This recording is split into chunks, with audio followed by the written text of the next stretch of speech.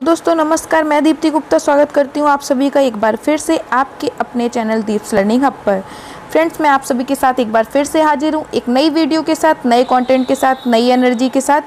तो देखते हैं आज हमारी वीडियो में क्या रहने वाला है। मैं आप सभी को पहले ही बता देती हूँ कि आज की हमारी वीडियो में ना तो इंग्लिश का टॉपिक है, ना जीएस का टॉपिक है, ना ही कोई एजुकेशन से रिलेटेड टॉपिक है। ये हमारा एक कॉमन टॉपिक है जो कि बहुत यूज़ में आने वाला होता है, बहुत नॉर्मल टॉपिक है, बेसिक टॉपिक है, लेकिन हम सभी की इसमें काफ़ी कन्फ्यूज़न रहते हैं। एक्चुअली हम फ्रेंड्स आपस में बैठ के डिस्कशन कर रहे थे एक बात के लिए, तो मैंने देखा कि कई लोगों का इस बात में कन्फ्यूज़न है कि भाई इसका मतलब क्या होता है। ठीक है, तो जब मैंने ये चीज़ को देखा कि भाई इतने लोगों में अगर ये कन्फ्यूज़न है तो कई लोगों में भी ये कन्फ्यूज़न होगा, इसलिए मैंने इस चीज़ को सोचा कि मैं इस पर एक छोटा सा वीडियो डालती हूँ जो कि आप सभी को हेल्प करेगा। तो देखते हैं आज हमारी वीडियो में क्या रहने वाला है। आई होप आप सभी देख पा रहे होंगे कि difference between million, billion and trillion में आज हम लोग अंतर समझने वाले हैं कि इसमें क्या अंतर रहता है। मैं आप सभी से गुजारिश करती हूँ कि वीडियो को अंत तक ज़रूर देखिएगा ताकि आप सभी इसमें एक बहुत ही आसानी से डिफरेंस, माइनर मिस्टेक्स या फिर समझ सकें इस चीज़ को कि क्या अंतर रहता है। ठीक है, तो एक्चुअली बात क्या हो जाती है कि हमारे इंडिया में यूज़ होता है कि हम लोग किस तरीके से यूज़ करते हैं, हज़ार, लाख, करोड़, इस तरीके से हम लोग चीज़ों को यूज़ करते हैं। लेकिन इंडिया के बाहर की अगर हम बात करते हैं तो वहाँ पे मिलियन, बिलियन और ट्रिलियन में चीज़ें यूज़ करी जाती हैं। लेकिन ये चलन अब हमारे इंडिया में भी आ चुका है, इसलिए हमारे इंडियंस काफ़ी कंफ्यूज रहते हैं कि भाई 1 मिलियन इक्वल्स टू क्या रहता है। हो सकता है कई लोगों को पता हो ये सब चीज़ें, लेकिन ये वीडियो उन लोगों के लिए जिनको कन्फ्यूज़न रहता है। ठीक है, तो माइंड मत करिएगा और मैं किसी को अंडर एस्टिमेट नहीं कर रही हूँ यहाँ पे। ठीक है, बात करते हैं कि 1 मिलियन इक्वल्स टू क्या होता है। तो इसके पहले हम कुछ चीज़ों को देखते हैं। आई होप आप सभी देख पा रहे होंगे कि मैंने यहाँ पे एक स्लाइड लगाई हुई है जिसमें लिखा हुआ है इंडियन सिस्टम। इंडियन सिस्टम में हम लोग किस तरीके से देखते हैं कि 1000 मतलब 1 और 3 जीरो। ठीक है, 10,000 मतलब 10 और 3 जीरो। फिर 1 लाख में 5 जीरो हैं और 10 लाख में आपके 6 जीरो हैं और 1 करोड़ में आपके 7 जीरो हैं। ठीक है, आई होप आपको इतनी बात समझ में आ रही होगी। यहाँ पे आपको एक बहुत इंपॉर्टेंट चीज़ मैं बताती हूँ।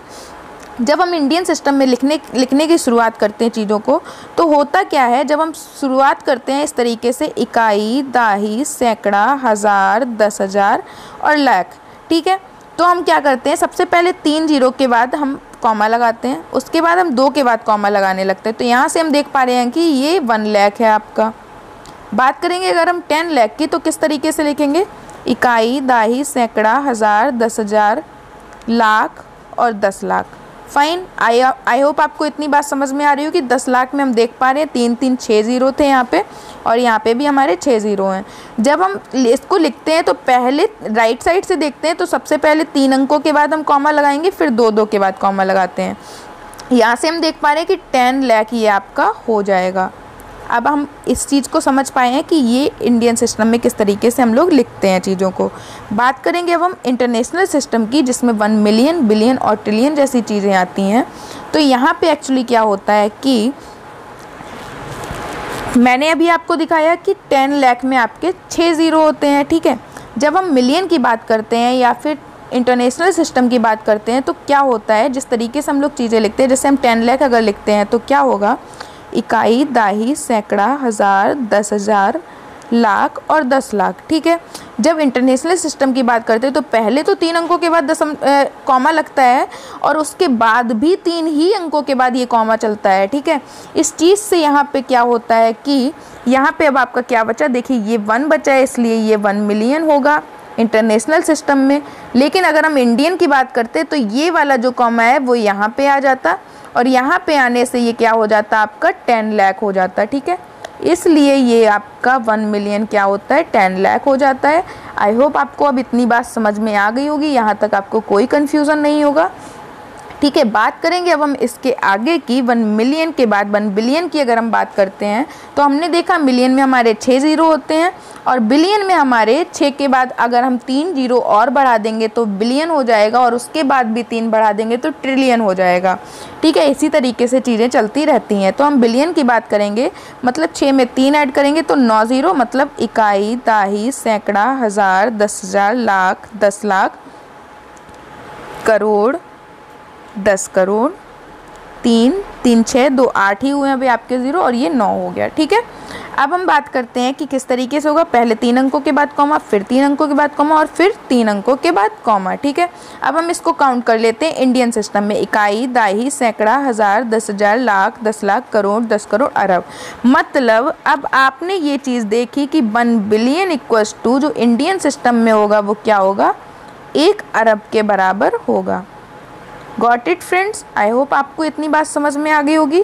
बात करेंगे अगर हम 1 ट्रिलियन की, तो ट्रिलियन में हमारा क्या होगा, 9 के बाद 12 ज़ीरो हो जाएंगे क्योंकि 9 में 3 ज़ीरो और ऐड करेंगे। तो देखते हैं हम, इकाई, दाही, सैकड़ा, हज़ार, 10,000, लाख, करोड़, 10 करोड़, अरब, खरब, 10 खरब।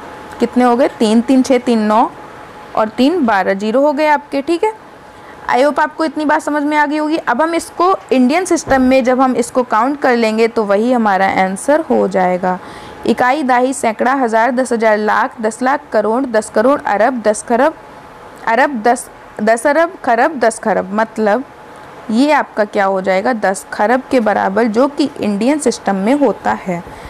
अब यहाँ से आई होप आपको कोई कन्फ्यूज़न नहीं रह गया होगा, और अगर कोई कन्फ्यूज़न है तो कमेंट बॉक्स में कमेंट कीजिए। ठीक है, अब मैं आपकी क्वेरी को सॉल्व करूँगी। और आज की वीडियो में इतना ही। वीडियो को देखने के लिए बहुत बहुत धन्यवाद। Thank you so much for watching. I hope आप सभी को वीडियो पसंद आया होगा, और अगर पसंद आया हो तो आप इसको लाइक कीजिए, शेयर कीजिए और सब्सक्राइब कीजिए। मिलेंगे नेक्स्ट वीडियो में एक नए कंटेंट के साथ। तब तक के लिए धन्यवाद, शुक्रिया, ख्याल रखिएगा।